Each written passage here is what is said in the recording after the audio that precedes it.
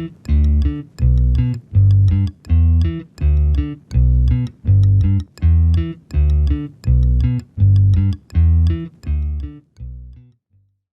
Nandita. Thanks for joining us for Contraception Conversations today.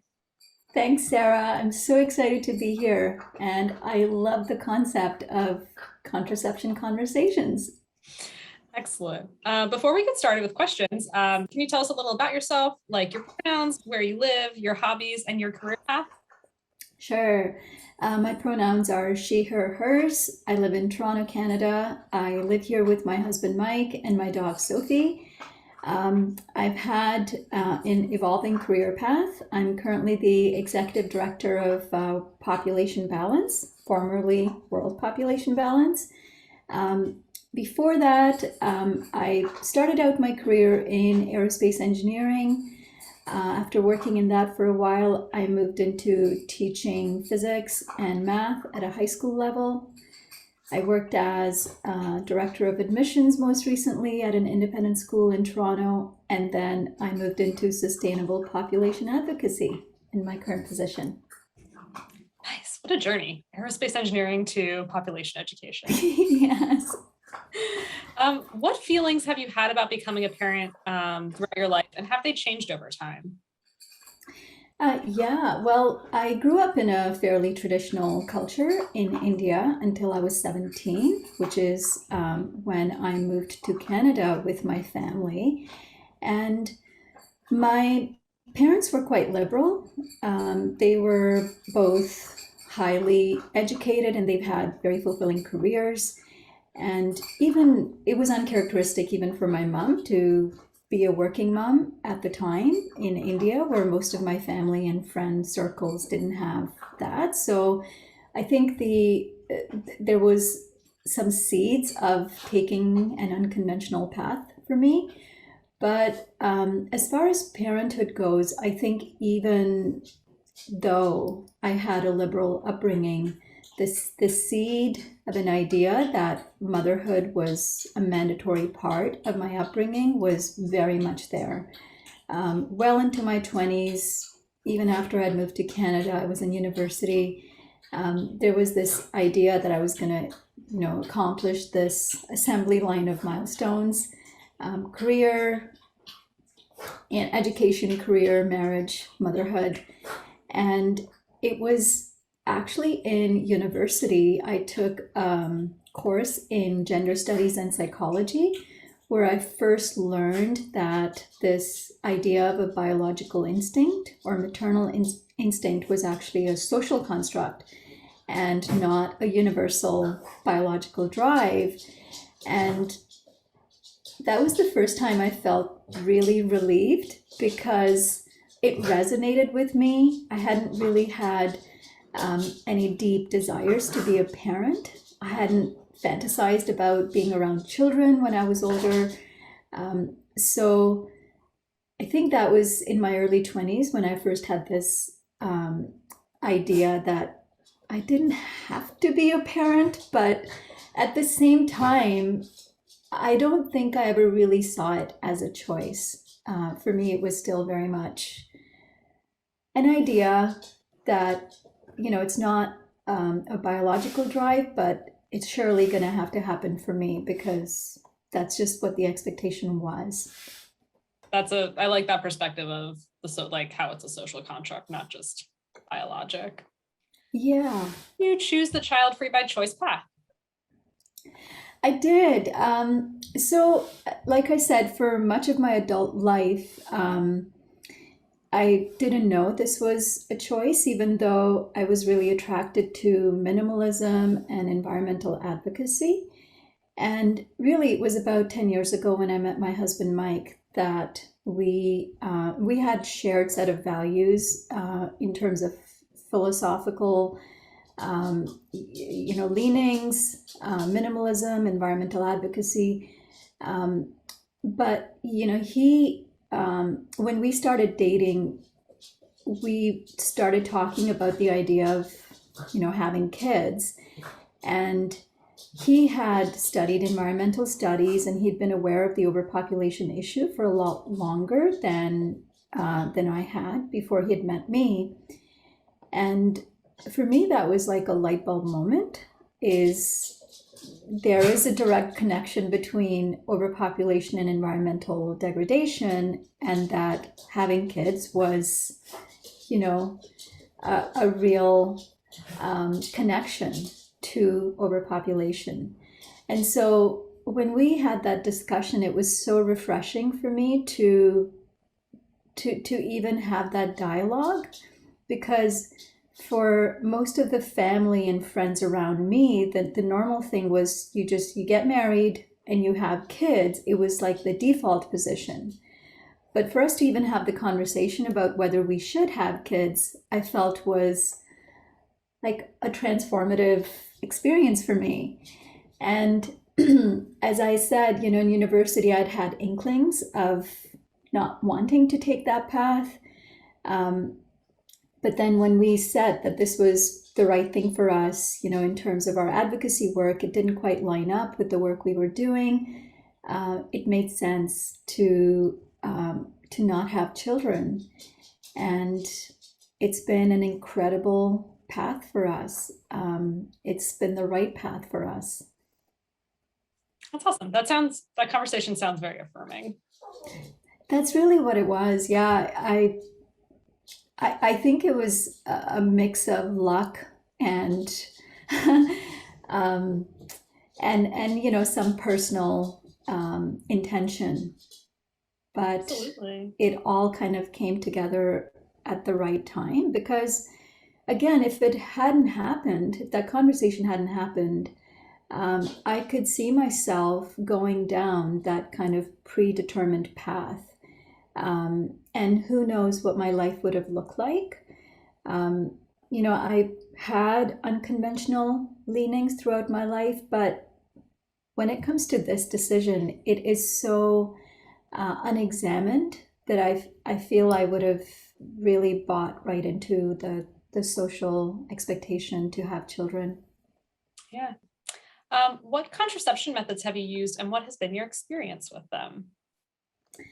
Well, in that regard, I have to tell you, I was really excited to be part of this conversation. A contraceptive conversation is not something I've had much exposure to in my life. It might shock you or not that, I went through my entire upbringing, my educational journey, and nobody ever spoke to me about contraception and how to manage my fertility. Not even my physician, which to me it really boggles my mind, because this, like, having a child and using your body as a vehicle to give birth to a human being has to be the single most impactful decision you can make, in your life. And to leave that to my own devices to figure out, how to manage my fertility for 40 something years, I felt was such a loss. So, I didn't start looking into real contraception until, in my late 20s. I was, really relying on condoms.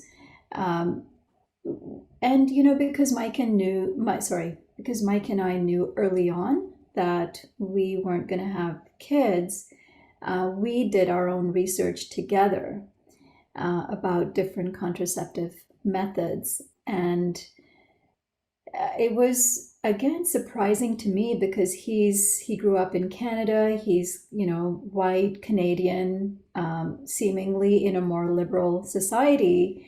And he'd had similar experiences to mine, where his family didn't really speak to him about this. There wasn't a lot in the health and sex ed class. I mean, you can imagine what that conversation would have been like 20, 30 years ago, given how lacking it is even now.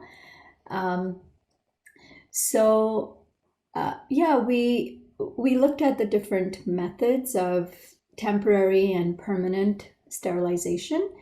And, we compared tubal ligation with vasectomy, and it was a no-brainer that a vasectomy was like 20, 30 times more, easier, less painful, less invasive.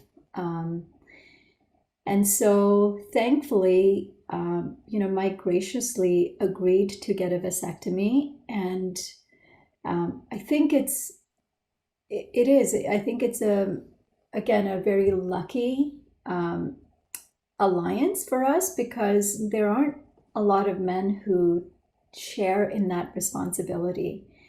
And there's still a lot of taboos around male contraception and vasectomies. I think when we last spoke, we were saying, tubal ligations are 3 times more prevalent than vasectomies, even though,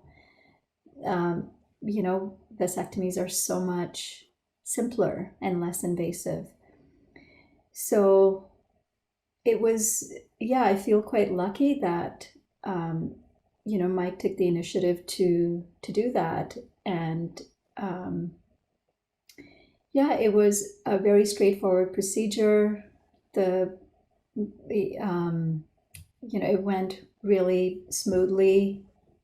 The recovery time was not very long, and there were no complications, and things are great.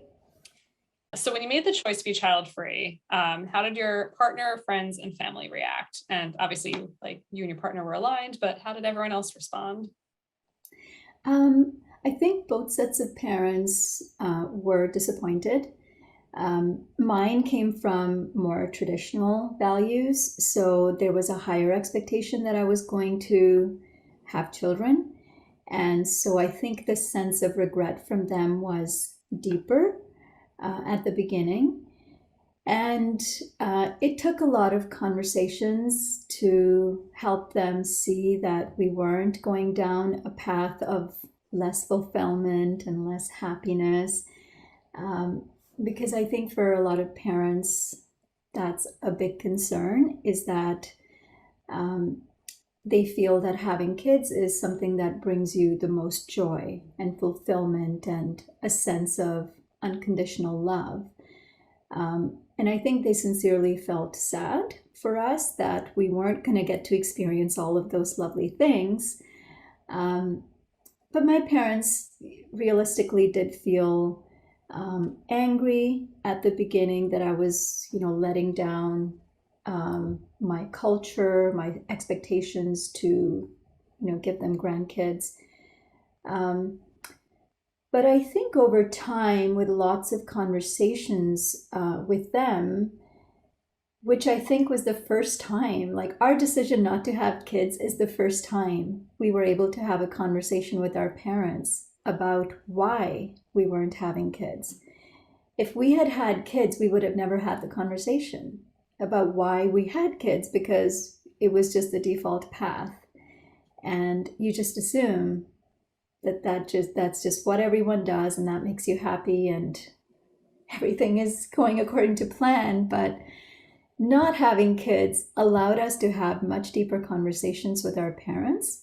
And in really surprising ways, both sets of parents have evolved their own thinking around what it means for us to find happiness and fulfillment. And, it might be a stretch for parents to understand environmental issues and overpopulation.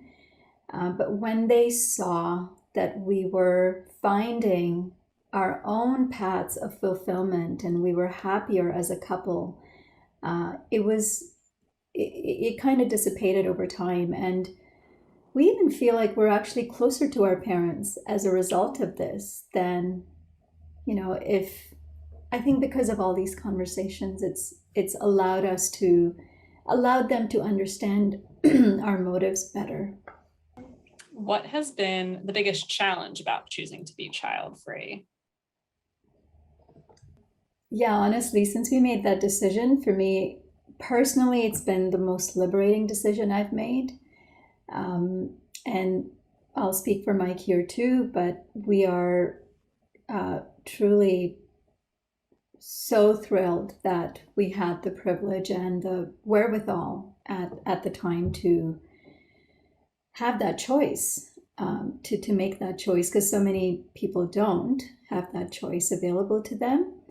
But as far as regret or challenges go, there aren't any. What has been the best part about choosing to be child-free? There's so many things. I think the first one that I've been thinking about so much over the last, several years is the sense of time. There is this sense of limitlessness to time. I've seen my friends and family who have children be on a kind of schedule in terms of milestones for their children, and then this happens, and then university, high school, university, and all of that. So your time is very much structured, and it's not a bad thing, but I'm finding for myself there's a sense of this limitlessness where I'm not structured by certain milestones that belong to someone else. My time is really my own. Our time is really our own. And it's allowed us the freedom to dedicate our time and resources to a lot of things that we're passionate about, including personal development and focusing on our relationship and, working things out in our own relationship,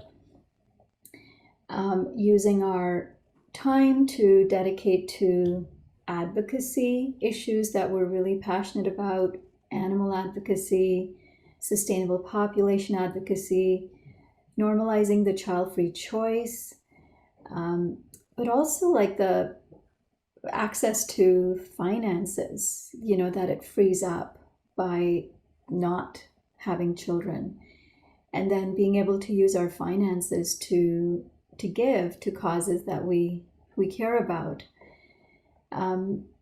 So yeah, I think it's kind of this unstructured evolutionary path that I feel we're on, where, I can change my career when I want to. I can be in the middle of a master's program in my, late 30s.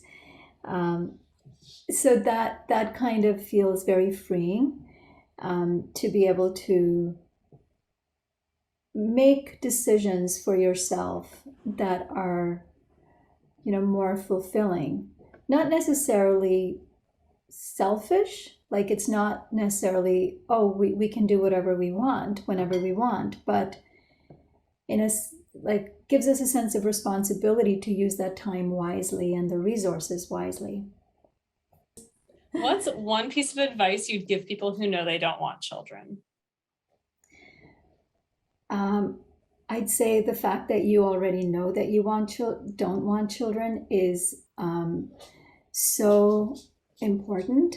For me, I kind of knew that, but I didn't know that I could do anything about it. So to really strengthen your resolve with that decision, and to inform yourself with all of the different resources that are available, the financial cost of parenting, the emotional, the physical, the personal cost of parenting, and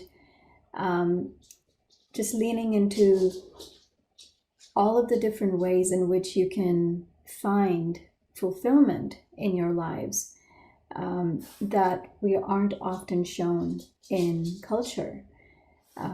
But to not allow yourself to be swayed by this dominant narrative that, being a parent is the most fulfilling path, or not being a parent is selfish. yeah, there are so many misconceptions around parenting and non-parenting that one really has to dig deep to clear yourself, from the noise. That's very distracting and very simplistic. So my last question is, are there any resources you'd like to share? Like somewhere you found community with other child-free people, or books or podcasts, your organization? Yeah, I mean, my own awakening to, the child-free community happened so long after we decided not to have children. We decided not to have kids almost 10 years ago, but I only came upon the child-free community, or even the word pronatalism, only about 4 or 5 years ago.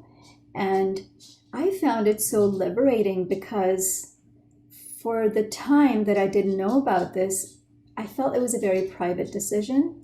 And I didn't always know how to answer the question as to why I didn't have kids, because not everybody understands the environmental piece. But then when I found child-free communities online, there are lots of Facebook pages and groups. There are a lot of books and podcasts, on the subject. My introduction to this was through Amy Blackstone, who is a sociologist. She wrote a book called Childfree by Choice. And then I started reading more and more books to the point where I've now created a graduate level course on this subject, and it's called Pronatalism and Overpopulation. But Laura Carroll, Therese Schechter, she just came out with a new film called My So-Called Selfish Life. That's, I think, just being released this month. Maxine Trump had a superb film called To Kid or Not to Kid. And then there's a child-free podcast called The Child-Free Girls. I think they do a lot of myth busting around the child-free choice, and then my own organization, Population Balance.